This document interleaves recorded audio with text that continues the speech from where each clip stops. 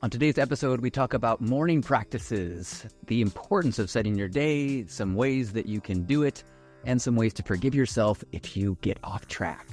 We are sparked in this conversation by welcoming our friend, the morning practice wizard, Michael Ravenwood, the founder of Skyfire Arts and international Circ performer who shares so much inspiration on morning practice and how you can create your own inspired morning practice.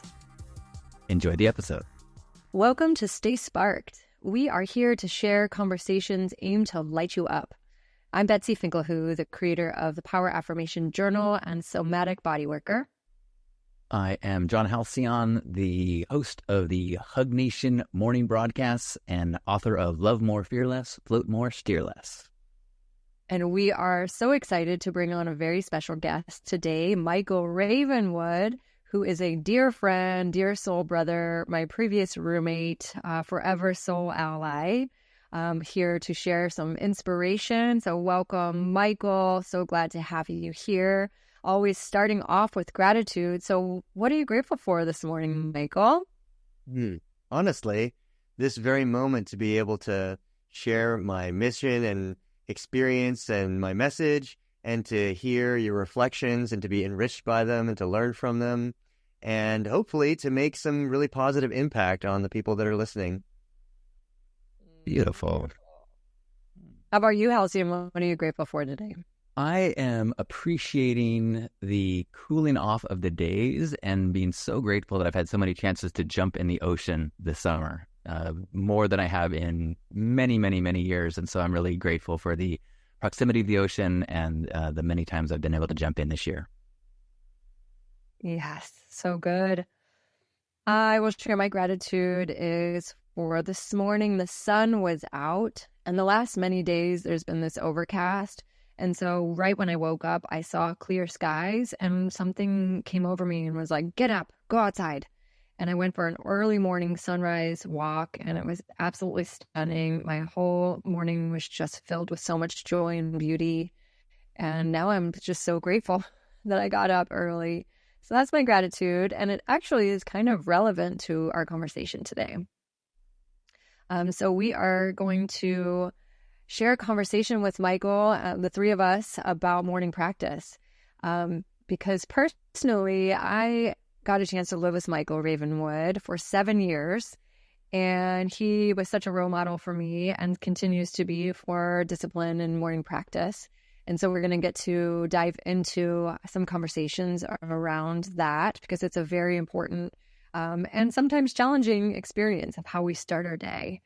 But before we get into it, I kind of want to give you a proper shout out because your morning practice is just a very small fraction of who you are and what you're putting out into the world. And so for those of you who don't know Michael Ravenwood, he is a creative visionary and just beautiful, radiant, heart-led being, an entrepreneur who has Skyfire Arts, and now a Skyfire Arts Academy is being built, which is a production company that really teaches about sustainability and does these incredible performances where he gets to wear a chainmail suit and throws lightning, and he's done it all over the world.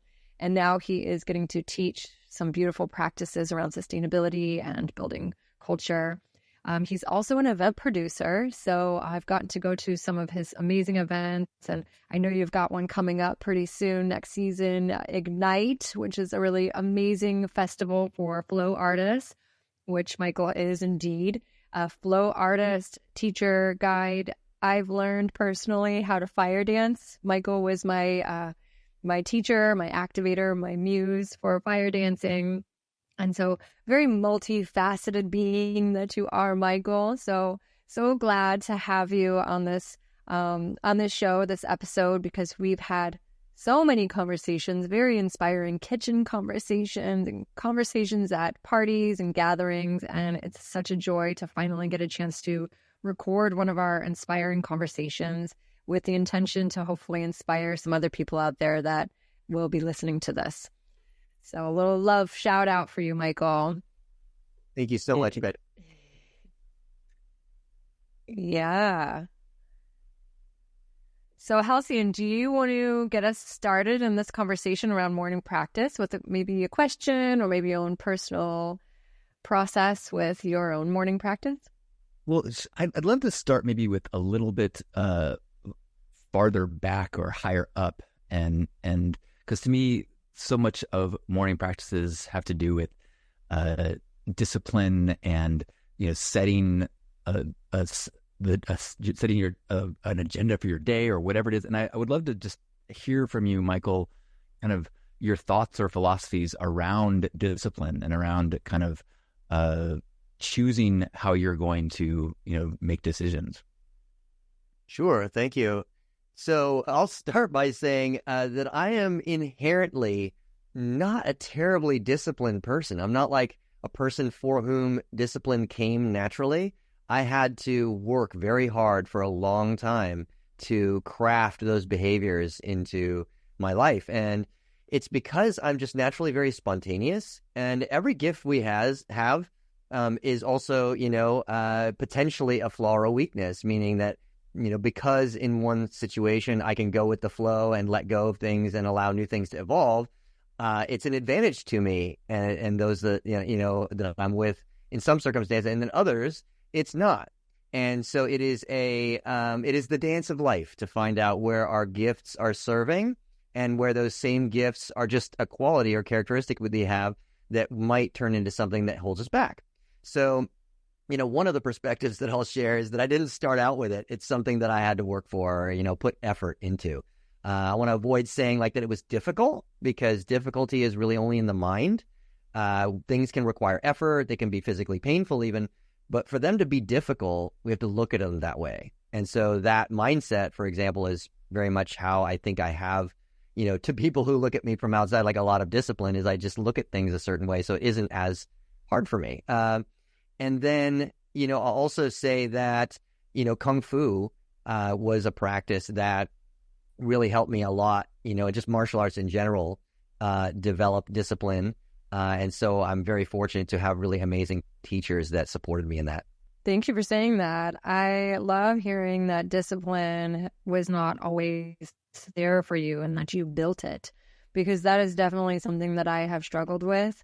Like I mentioned in my gratitude, I don't get up every morning at sunrise, and I would love to. It would be wonderful to have such a consistency of practice. And from what I witnessed, you seem to have a morning practice that is daily, getting up early. So I love hearing that has been built for you. And I'd love to just hear, what is your current morning practice, if you would be willing to share? Absolutely. So I'll first spin off of what you said and just say that, last week, one morning I got up at 2:30 in the morning. Another morning it was 4:30. Another morning it was 5:30. Another morning it was 6:30. So it isn't as if I get up at the same time, but I get up early. I just get up early, and I've actually developed a sort of set of practices that I do that help me need less sleep, and I'm happy to share that as part of the whole thing we're talking about here.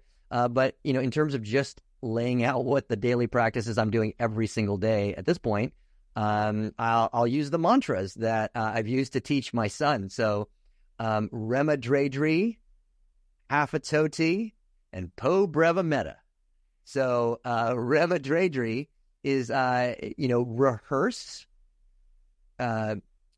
make the bed, dress, and drink water, or drink, a nutrient beverage that I have in particular, but for most people it might just be water or whatever.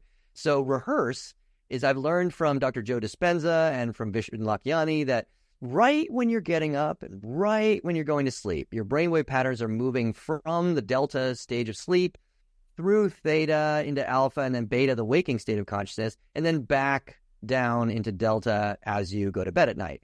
And you have this very powerful window with which to program your subconscious mind. And so I rehearse every single morning as I arise. I rehearse my day, and I imagine myself doing all the things that I'm going to go do that day, or at least the things that I think I'm going to go do that day, in a way where I'm like, I'm going to meet with this person and we're going to have a wonderful conversation and and then I'm going to, make these kinds of calls, and this is going to be the kind of quality of those calls, and then I'm going to hang out with my, son or my wife or whatever it is. And so I rehearse my day, and I envision myself doing it as my best self and programming into my subconscious that I just do everything the way that I would love to do it. And that's just what I do. And so then after some time of that, that's a little bit flexible. I just do that, for however long it feels right. But they say that for at least the first 5 minutes, there's this very profound window right when we wake up. So I rehearse, and then I make the bed. And if you need, to know a reason why to make the bed, I would watch the video by Admiral McRaven, who's, a guy who led a SEAL team to do very profound things in our military, and is just basically a really good video on YouTube about why you should make your bed every morning. And so I do that. And then I dress in my workout clothes, and then I drink some fluid. I drink a certain amount of fluid every single day. That's part of the needing less sleep thing, is proper hydration. So that's Remadradri. And then there's Hafatoti, which is hair, face, tongue, and teeth. So when you rub your scalp, even if you're bald, you can rub your scalp, you release endorphins, transform your kind of, experience of life just by, managing your neurochemistry. And then, splash face with cold water, scrape my tongue, brush my teeth. And then Po Brevametta is poetry, breath work, visualization, meditation, and dance party. And so every single day is like a little, there's a little poem by Hafiz. There's a really amazing book called A Year with Hafiz by Daniel Ladinsky. It's his interpretation. It's a brilliant book. So every day, just a little bit of poetry to inspire me. And then breath work. I do Dumo, which is a Tibetan technique, or I do Wim Hof. Sometimes I'll do both because I do it with my son in the morning as well. And then visualization, I visualize gratitude of the past and present, and then visualization of the future that I've already created in my mind's eye. I lived there for a while, another part of, programming our subconscious. And then I meditate, I release all attachment, any attachment to any of that visualization or anything like that. I just just straight be for a while and have faith that everything's going to happen. And then I celebrate the fact that I did all that. And I'll do my workout. I also do HIIT training and X3, but I always have a dance party as well to celebrate the fact that I did my practice. Woo! And what's do you have a window of how long that takes you generally? Oh, I actually flex that. I do have this amazing timer on my phone called Insight Timer, and it's a really great. And I actually understand, Betsy, you're on Insight Timer, which is so awesome. And so this timer is very flexible. You can, tell it, okay, I want, a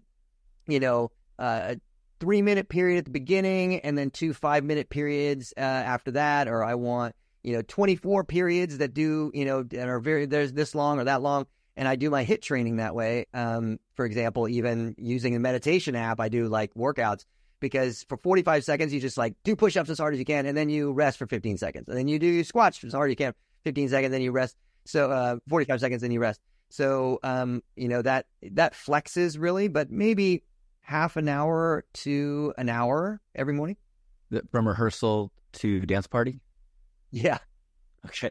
Awesome. Yeah, pretty much. I love that so much. That is so powerful that you made a mantra to go along with it. Can you just repeat with the letters? So Remadodri. No, I mean, let's see it mapped out. Sure. So ma, dre, or dree, I say, whatever. So that's rehearse, make the bed. Yeah, and then dress. So I put on my workout clothes, and then drink. Drink, right? Hydrate. Yeah, right. So it's a really simple, amazing thing, but it gives you the structure. And that's what I'm really hearing from you, is that you have created a very specific structure that you stick to, and that I'm also hearing you give yourself some flexibility with the timeline on how you do that every day. So I love that so much. And I also just really want to highlight the one that you spoke about, making your bed. Mm-hmm. And I'm so excited to watch the video that you shared about the seals, because there's also another video that talks about the psychology of cleaning your room, which is another link that we'll put in the show notes. But it is so powerful to include making your bed as part of your morning practice. So I have So a question. beautiful. With when you have some flexibility in it, one of the things that I sometimes struggle with is if I have flexibility, then my tired brain starts to negotiate. And so how do you, or what aspect of your conversations or arguments that have you had in the past that allows you to not negotiate with yourself in the morning? That's a good question. I think that the way that I'll go into that is just to share that, like, it was more than 20 years that I knew that a daily practice would be the right thing for me to do. But for 20 years, I didn't have like a super consistent daily practice. I would do it for several weeks and then I would fall off for a week. And then I would do it for a couple months and then I would fall off. And I had many, many years and loads of like kind of this self-doubt around, like, why don't I do it? I know I should do it. And so I went through a lot of that. And, being perfectly frank, it was all the way, even up until the pandemic, where I would like go for months and then, I'd go off for a week or two. I'd go for a month, whatever. And I would just fall off, And it was really during the pandemic that I was like, no excuses. It's like, no freaking excuses. Like, I'm creating a spreadsheet. And this is what I typically do. I don't know if this is, works for some people, doesn't work for other people, is I tend to go to extremes. And I was like, I'm going to do this. I'm going to do that. I'm going to do this, that. I'm going to do all these. These are the things that I'm going to fill my day with. And I made this list in a spreadsheet and I kept track every single day. I kept track. Did I do this practice or didn't I do this practice? And if I didn't do it, what kept me from doing it? Was it watching a video late at night? I didn't wake up as early in the morning. Was it I went to help a friend? I was actually going to do it. And then a friend called up, they had something crazy happen, and I prioritized the love of my friends, And so there's like things that you do where it's like, all right, like there's priorities that you sometimes will put in front of other things. And then also there's like, well, why didn't you do it just right before bed? Or, so now I actually even have something at night that I'm crafting where I'm doing yoga every single night and then the rehearsal every single night. But I'm not quite as consistent with that yet. So I don't know if that, if answers your question, Halcyon, exactly. But that I did have a lot of struggles in my head, and I worked them out eventually by tracking myself. There's another YouTube video we'll put a link to in the show notes, which was, and I watched a number of videos about motivation and how humans are truly motivated. And various, neurologists and, psychotherapists and people have studied like how people actually change their behavior. And one of the things is tracking, because when you track it, then you can see your improvement and it's feedback and you get like rewarded by your own feedback. Also social rewards. There's like a number of things that are talked about in this video I'll share. Great. Yeah. I've found that when I've done I put like a habit tracker worksheets that picked up where you fill it in with the things that you can do every day, and then you get a little checkbox, and you look at a series of checkboxes that start to add up, and you feel the momentum. You feel, and there's a couple of things I think that you feel. You feel one, the pride in getting streaks going. When you see a gap, you feel like it's almost like a Tetris thing. Like, I gotta feel it. Come on, And the other thing that I think that happens that I would imagine that you are experiencing right now pretty deeply is you build trust in yourself, which is I think this is such a underappreciated aspect of any personal growth, because if you are living in a place where you at some level you don't trust yourself, then your word is a little wobbly. Everything is a little wobbly, if you don't have that trust that I'm going to do what I said I do, or I'm going to follow through on what I really want to do. Yeah, what you said is so important, and it keys into, something that I focus on strongly in Skyfire Academy, which is self-respect. And that self-respect cannot be bought. It can only be earned. It cannot even be given by others. The esteem of others does not fulfill the need for self-respect. Self-respect is only gained by doing things, or in my perspective or whatever, it's only gained by doing things that you're not sure you can do, things that are out of your comfort zone, and then you freaking do it. And then you're like, wow, like I've proved to myself that I can do things that I'm not sure I can do. So it's like scientific evidence, like, oh, okay, it's proven to me. And so you believe in yourself, like what you're saying, Halcyon, is like that you trust yourself in a way that it's not possible to get. And I think even a lot of wealthy people who like end up getting a lot of money and then they like kind of rest on their laurels and then they don't do anything for a long time. Like the self-respect starts to fade away, and they don't understand why they're disquieted and like what, like, because they're like, hey, I got all this money, I got all the things that I'm supposed to have or whatever, but they aren't continually trying things that are difficult for them, and their wealth has actually created a level of comfort that's inhibiting their ability to constantly keep up or maintain their self-respect.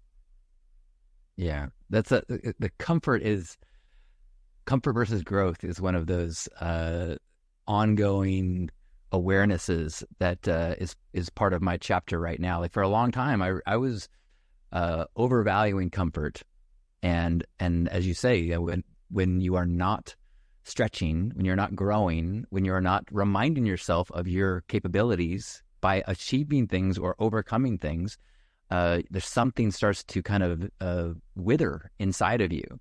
And so, but we have kind of, I think, a cultural story like get comfortable, get away from, remove obstacles, but truthfully, that does not make us feel good. So trying to get in that headspace of like, okay, no, I want to have obstacles. I just want them to be things that matter and that mean something to me. And I think that's one of the things about a morning practice is that you are saying, I want to invite obstacles that I know are in line with the things that I want to be achieving, and I want to be growing in those areas. And you have to, so that's, as I'm saying this aloud, I think that's one of the things that can be helpful in overcoming your negotiations, is to say, like, at a fundamental level, I'm looking for the right obstacles. So let me do the morning practice because I know that those are the obstacles that I want to start this day. Absolutely. And it builds a strength, right? Because if we are comfortable, then we're not going to grow, right? If you go to the gym and you don't get to that point where your muscles are starting to feel tired, it's going to take a lot longer for your muscles to grow, right? You got to really get to that edge and lean into the comfort zone and go beyond that. It's like I love this kind of consideration around, well, it's so much easier to just stay in bed and be all cozy and I'm so comfortable. And it's like, well, actually, when we get up and we do the practices that we know are going to either stretch us or bring us into these deeper states of presence or strength training or the breath work, all of these things that you're talking about, I think is a really important part of this. It's like, we've got to keep growing. Otherwise, what are we here for? And so I also like to consider how we start our day is kind of like a bell, right? It is like sets the tone for the day. So I know personally when I start my day like I did this morning going to the ocean, my whole system, my soul, my mind, my body was just lit up. And now I'm feeling amazing. It just really has set the tone for the day. There's so much light and so much beauty I can see from getting up a little extra early and starting my day like that versus a day where I just, might be moping and not really wanting to do much. And then I notice when I start my day like that, that carries throughout the rest of the day. And then by the end of the day, I'm feeling like, man, I didn't really have a good day, or I didn't really do much today, or, some more negative beliefs. And then I might stay up late and then the pattern continues, right? So I love the importance of really setting the tone for the day. Yeah, and I have begun to like see the results in like a very tangible way at the morning meetings we have at Skyfire, because every morning we have a little check-in, and every morning we say, how are we feeling in this moment? What's one thing we're grateful for? And we take 1 minute of silence as the beginning of the meeting. And pretty much every single morning, I'm like, well, I feel pretty fantastic, actually. I got up early, like, and day after day after day of this, like, it's pretty much a joke. Like, where it's like, yep, Mike feels amazing again, whatever. It's just like, but it feels so good to like be able to have that measure and have like some feedback of like, wow, I get to be seen feeling amazing every single morning. And it really comes from something that's very interesting. It's been discovered in neuroscience about baselines and neurochemistry. So like we've got these dopamine levels, and when we get dopamine released in our system, we feel pleasure, right? But if we keep feeling pleasure and more pleasure and more pleasure, for example, by looking at our phones over and over and over and over again, and then our level of expectation comes to actually increase to expect that level of dopamine. And so then if that level of dopamine goes away, then suddenly we feel down, even though there's nothing wrong. And so ironically, we actually can experience more pleasure in our lives by making things periodically challenging and difficult on ourselves, because then we reset our dopamine baseline, and suddenly you're just sitting there doing nothing and you feel amazing. And that totally relates to Kung Fu and the meaning of Kung Fu mastery that I was taught, which is the first level of mastery is just being able to perform a difficult task. The next level is being able to perform a difficult task with ease. And Kung Fu mastery was taught to me that being able to perform a difficult task with joy. But a difficult task moves like a moving target. Something becomes easy for you as you do it more and more. So you have to keep finding something more and more and more challenging for you to do. And that's how you keep yourself in that zone. And there's a part of me that's like, yeah.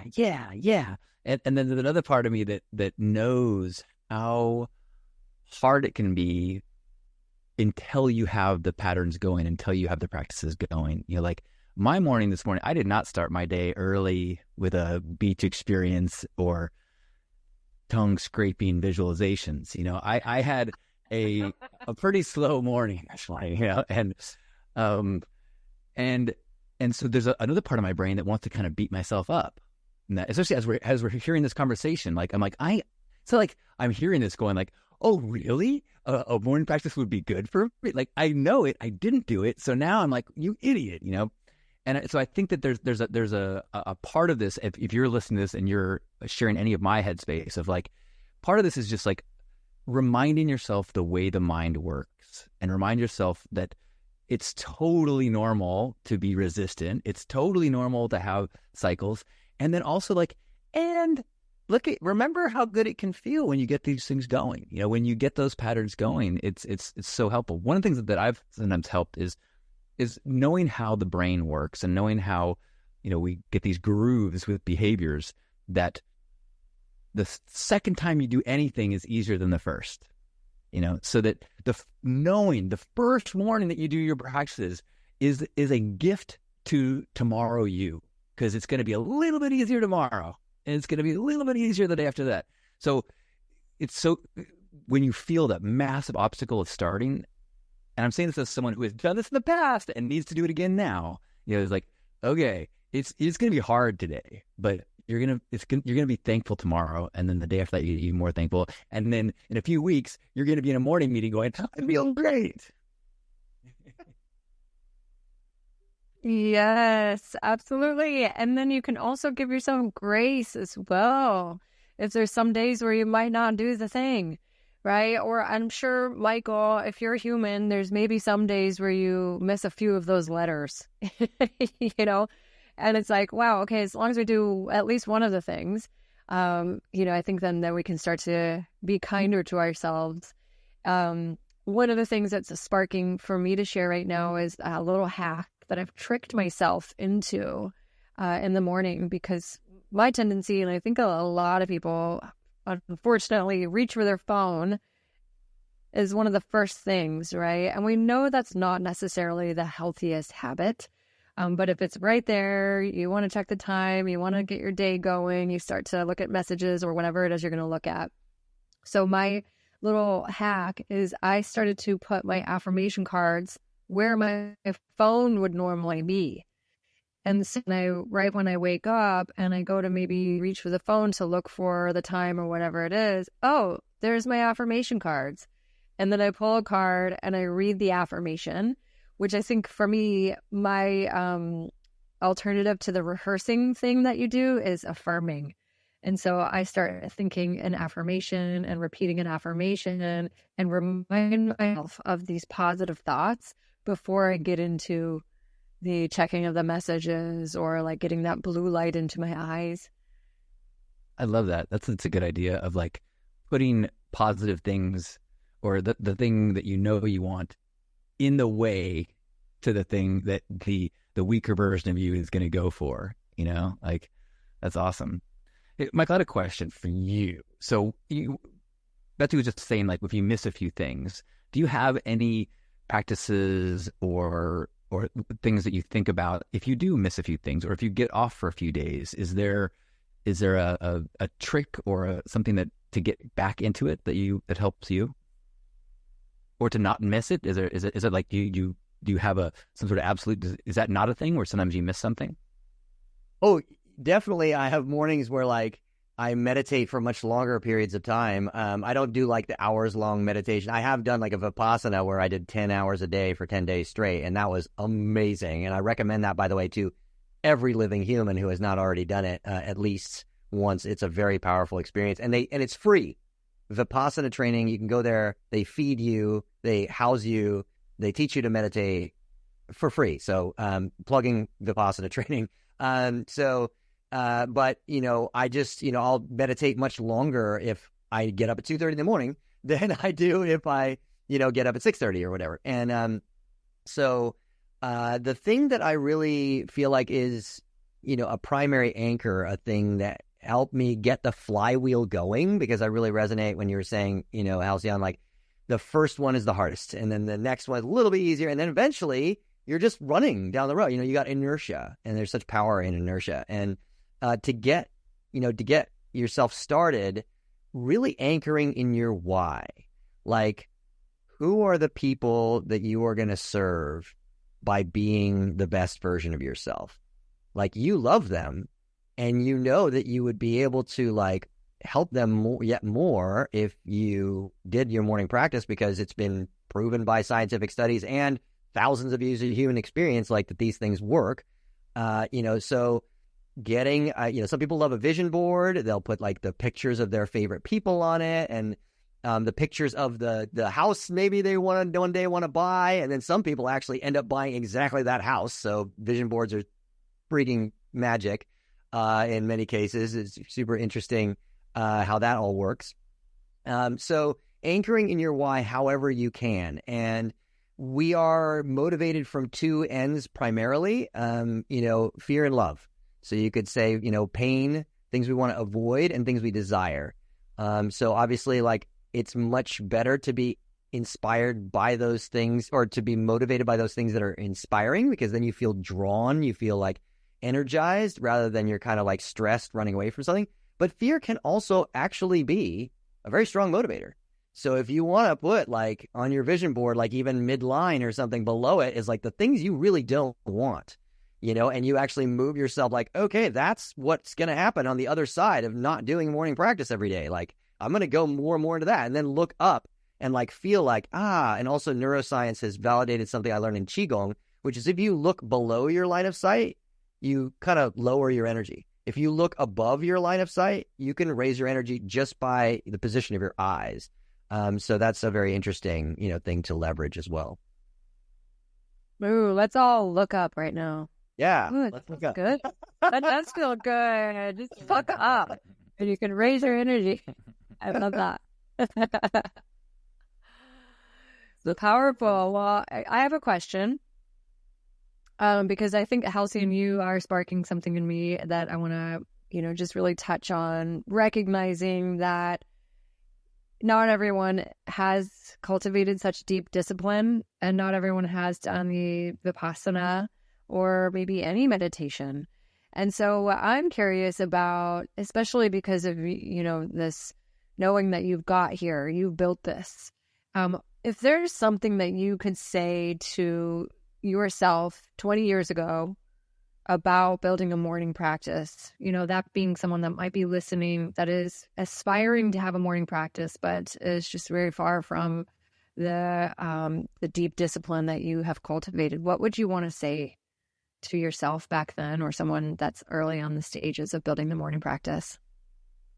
That's a really good question. I think that one of the things is what I just mentioned in terms of like, remember your why. Like remember, like keep in mind like the vision of the future that you want for yourself and the people that you love, and like be motivated by that inspiration and let go of the fear. Like I actually am not, like I feel like forgiving yourself is an incredibly powerful way to just take such a weight. Like we think that somehow we're going to force ourselves into the thing, by shaming ourselves or whatever. But like, and Brene Brown's done such powerful work on like the difference between shame and guilt. And like shame is like, I did that thing, I'm bad, versus guilt, like I did that thing and that was a bad thing to do. That behavior was bad. And like separating the identification with the negativity is super important. So, I definitely used to beat myself up like all the time. I was very self-critical. And so I would say, like, go easy on yourself. Like if you miss a day, don't sweat it, like, because that actually can hang you up, so just, keep getting back on the horse, be systematic, get friends. Like get friends that do it with you. Like I think I would have done it much earlier in my life if I had like hung out with the people that did it and like did it with them. I've always just been such a maverick that I didn't really do that. But yeah, what else would I say to myself? Love yourself, like regardless, and allow yourself to unfold into the practice and allow yourself to feel like the benefits of the practice and for it to naturally motivate you that way.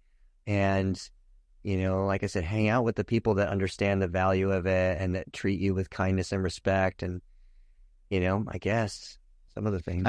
I have a little sparker on that, but so that I think I've heard something about like, we overestimate what we think we can do in a day and underestimate what we can do in 5 years or whatever. There's something like, or underestimate 1 year and over or whatever it is. But like, I think that if I could remind myself of that idea and that, dude, you're going to be alive and 53 years old. Like that concept of being alive past 40 was like, I just had no ability to visualize that. And I think that if I knew that I was going to be a vibrant, creative person 20 years in the future, then the idea of having little practices or little bits of creative journaling or whatever it is, knowing that was going to be this cumulative thing, as well as taking care of my body in a way, I think would have been a different. I don't know if it would have resonated. Probably, me 20 years ago would have been like, "Shut up, old man," But I think that if I can look at my whole life, that the value of little efforts over a long time is now something that's a lot clearer to me. But I'd like to have understood that sooner. Mm-hmm. And today's another day, right? You got many more years to go, hopefully. Right? I might be 70 sometime. Oh my God. Yes, very likely so. Maybe 90, maybe older. Oh, jeez. Doing those practices. Knowing Michael, if you're keeping consistent, you got another probably 100 years. Yes. Okay. Well, I have one other inquiry because I know you're married to one of my dear friends, Anja. And so, how does that work as far as being in partnership and staying committed to those morning practices? And I'm asking because that is something that I've struggled with in the past. It can be really easy to just kind of get into the rhythm with your partner and morning cuddles and just kind of go right into making coffee or breakfast or the day. How do you stay committed to your own personal practice when you're in a relationship? And also, is there anything that you guys get to do together? Yeah, it's a great question. So our bodies are just like different. And so I just get up much earlier than she does. So we just kind of accept like that the morning cuddles are not something that we get, like, unless I jump back into bed like later. And that's super sweet when that happens, right? But the reality is that, that's just the way our bodies are. And she does her practice, later, and we have separate practice schedules. We don't do our practice together. I do the practice with Kai every morning when he gets up. So actually, at this point, many, many, many mornings, I do 2 morning practices, because I do, the one that I do when I get up, and then I do the one with Kai. And he does the whole, like, Remadredri, Apatoti, Po Brevameta with me. And also, he has introduced wrestling. He does not, he's like, I love dancing and the flow arts, but like, I want wrestling. And I'm like, okay, buddy, wrestling every morning. So we do a song of dance party and a song of wrestling, because he's so into it. So that's a little bit about how I like manage my, family relationships with it.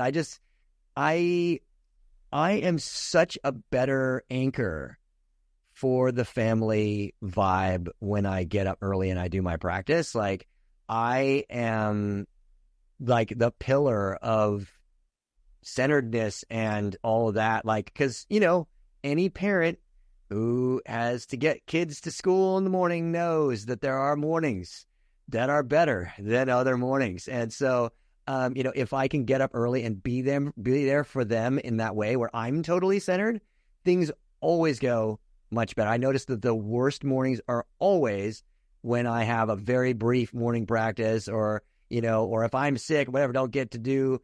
I do Wim Hof no matter what, even if I'm sick, because Wim Hof actually improves your immune system tremendously. So I always do a practice every day, even if I'm sick. But if I'm, feeling off or whatever, that's when the mornings can go south. Right.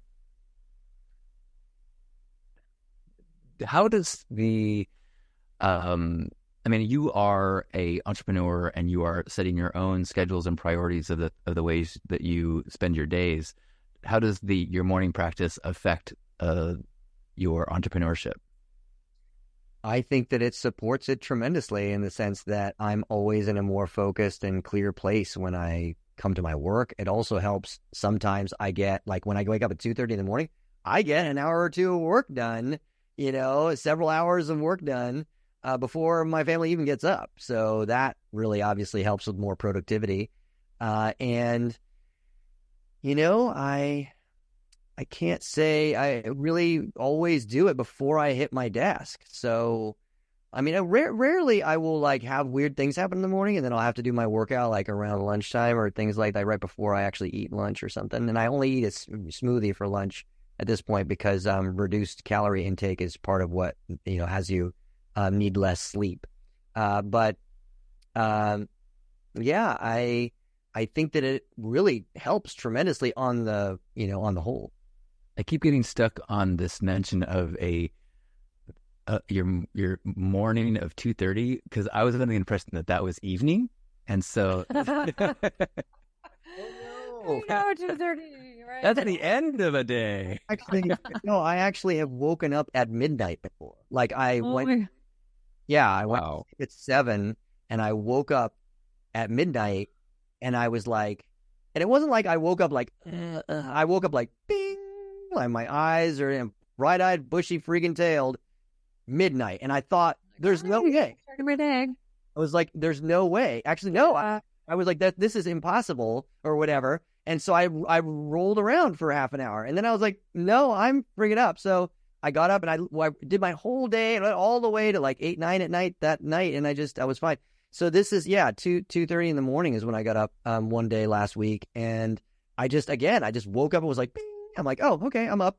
And I did my thing. And, like I said, did longer practices and stuff, got some hours of work done. Yeah, it's really, do you want me to share the way I hooked that up? Sure. Yeah. So Sadhguru, it all started for me with Sadhguru, who's an amazing teacher. And he did this video about how to need less sleep. And I was like, that's interesting, because getting less sleep, you can do by drinking a bunch of coffee or just keeping yourself up, whatever. But needing less sleep, that's a whole other thing. And he said basically that with a standard Western diet, most people are actually eating more food than they can absorb the nutrients from.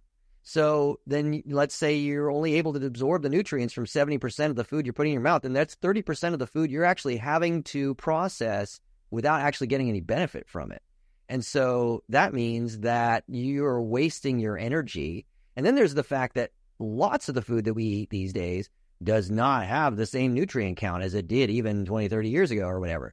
So we are like chronically low on energy to some degree because we're eating too much of food that is insufficient in nutrients. So that's the first thing he says. If you just literally cut out one meal, or if you make your meals smaller, then you will already need less sleep. And I kind of paired that with a bunch of other stuff that I learned, which is if you eat at least, and he mentioned this in another video, if you eat at least, finish eating at least 2 to 3 hours before you actually sleep, then that means your body's not trying to digest food and sleep and rest at the same time. So make sure your sleep is more effective. There's also drinking a certain amount of water. Half your body weight in ounces of water a day is, kind of a minimum. Keeping yourself properly hydrated, and then making sure you get physical exercise every single day. I work out every single day. And I don't work out anymore because it's like I should work out. I work out because I feel much, much better when I work out. And so I want to work out at this point. And I also do HIIT training, which means that in 24 minutes of training, I get as much benefit as many people get in like an hour and a half of other kinds of training. So that's really great. And then I also drink magnesium right before bed. There's a warm glass of magnesium. Like I have this magnesium powder I mix into hot water, and I drink that right before bed. And that is one of the key pieces. Because when I do that, I get up like super early. If I don't do that sometimes, if I forget that piece, then sometimes I won't get up as early as I normally would. Damn. Wow. Awesome. Wow. Sparks. So many sparks. I'm like, oh yeah, you guys are gonna remember to take my magnesium. I usually do that too, but as the last week I have forgot. So wow, I'm so inspired, Michael. This is just so beautiful to be witness to someone who is so integrated. And I just love hearing you talk about it. I love seeing how much energy you have every time I see you and I'm with you. So much vibrancy and vitality, and that you are role modeling that for your son Kai, who is also a dear, dear being in my life too. So I just love this conversation so much. I feel like I'm gonna start shifting some of my practices in these coming days just to reignite and come back, because I'm also Halcyon like that. It's like my consistency kind of shifts from depending on my cycle, depending on where I am in the world, my travel schedule, those kinds of things. So this is really great medicine for me to hear right now. Definitely feeling sparked. And on that note, would love to instigate some closing sparks. Yeah. Either of you got any closing sparks to share? My closing spark is just the appreciation of the reminder, the compassionate, forgiving reminder of how good it is to write down and keep a list. Actually, without moving, I realized I had my habit tracker within arm's reach. I haven't touched it for 3 months, but my spark is to get back on my habit tracker and hold on to that knowledge, that knowing of how much better I feel. And so super appreciating the inspiration and the role modeling and the wrapped in a whole bunch of self-forgiveness. That's my spark. Yeah. And on that note, I'll follow up with one too, is the closing spark of we can always start again. The teacher of the Vipassana, Goenka, right? He always says, start again. Joe Dispenza says the same thing. I don't care if you stop. I care if you start again. And that's it. That is so important to just keep starting each day, recognizing that we can, even though we might have fallen off our morning practice for many days or years even, we can start again. Each day, a new opportunity to start again. And maybe that's just one thing. Maybe that's 1 minute of meditation. That's 10 specific practices. So I'm loving this concept of just keep coming back to that practice. Yeah, you said a couple of really important pieces for me right there, Betsy. One of them was around starting small. Like, you can literally just say, okay, I'm just going to do 1 minute. And if you do just 1 minute, but you commit to 30 days of 1 minute and say, I'm definitely going to do 30 days of 1 minute. And then you link, for example, a lot of people, this will work for them, your coffee in the morning. Like, I am not going to have my coffee in the morning until I do my 1 minute of meditation. And then if you create those kind of boundaries for yourself, then it's a reward. It's like, oh, I meditated, I get this delicious thing. I meditated, I get this delicious thing. All of a sudden, you're going to think about meditation and like a Pavlovian dog, and you're like, ooh, meditation, because you're associated your meditation with this delicious thing. Now, that's not going to work for everybody, but I definitely do not have my Love Dragon Mocha, which is my invigorating morning beverage that I drink. I don't have it until I'm done with my workout. And so my workout comes after my practice. So I do that for myself or to myself or however you want to put it. But yeah, and I just love also the piece that you were sharing about, start again.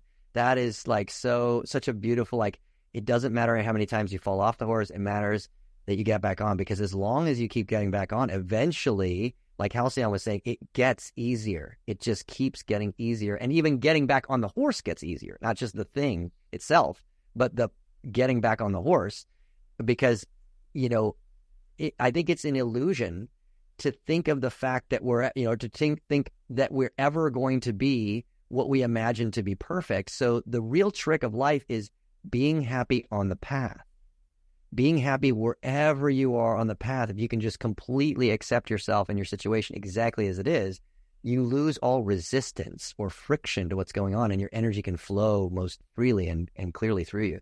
So I really love, what we both were sharing just there. Man, well, listening to you makes it really clear that more people should be listening to you. So can you give us some ways that people can find you and your upcoming events, and what are the ways and places that people can find you? Absolutely. Thank you so much for asking. So skyfirearts.com is my performing arts company's website. And that is, where we, as Betsy was mentioning in the beginning, we wear high voltage protective suits. We become electrified by giant Tesla coils, and we throw 10-foot bolts of lightning to promote ecological awareness and renewable energy. And we have a whole mythology behind the heroic characters on stage, and we're inviting everyone to be a hero of their own lives, take responsibility for themselves, and really live in a joyful way from the stage. But then to go deeper, for people who resonate with that message, there's skyfireacademy.org. And that is where I offer, events, like Ignite, which you're throwing, you mentioned, Betsy, next year. It's March 28th through the 30th of 2025. And that is where we are doing the lightning performance that I mentioned at Skyfire Arts, but we're also teaching flow arts and science. So, there's the flow arts, which is what we do to get into flow, the practices. But flow science is the study of flow states, and how do we get that state of selflessness, timelessness, effortlessness, and richness that Stephen Kotler and Jamie Wheel talk about in their flow research. Like, how do we enter into those states? So it's mind and body harmony, and then you find Ikigai, which is a personal harmony where you're doing what you love, what you're good at, what you serves the world, and what you can make money doing. And then from personal harmony, we can find ecological harmony and societal harmony. And so we're, seeking to help produce that through having an event where that's just the ethos. That's just what we do.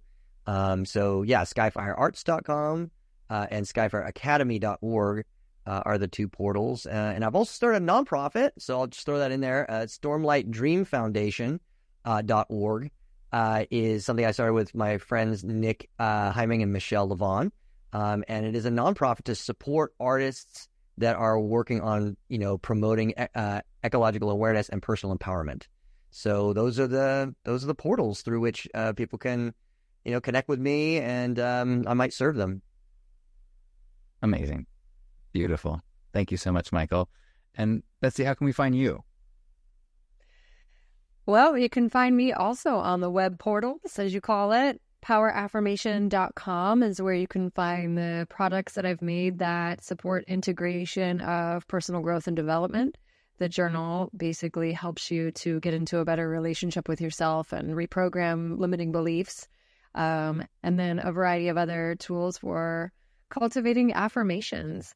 So find it on poweraffirmation.com. And then you can learn also about some of the healing gifts that I offer with some somatic body work and aerial somatics on finklehoo.com. And also, of course, you mentioned Insight Timer. I love giving free audio affirmations on there.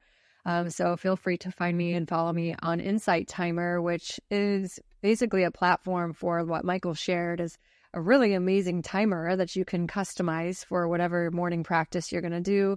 And then also thousands of teachers of meditation and of many different just affirmations, visualizations. It's an amazing, amazing tool that you can incorporate into your morning practice. Look at that. Full circle. And speaking of morning practices, you can find links to my daily live broadcast, 9 a.m. Pacific time. I do a broadcast every day, and the link to that is at lifestudent.com. If you want to get a little gratitude sharing and direction setting of your day, you can join me every day at 9 a.m. And of course, and of course, one more mention. I think most of you out there know you can probably find us as well on all the socials. So Instagram, Facebook, please do find us on there. Michael is a Skyfire Arts. I am Betsy Who. I think Halcyon, you have a burner prep page right now on Instagram that just talks a lot about Burning Man and integration. And I think it's Halcyon Pink on Instagram. Yeah? Exactly, yes. What else did we miss? I think we got it.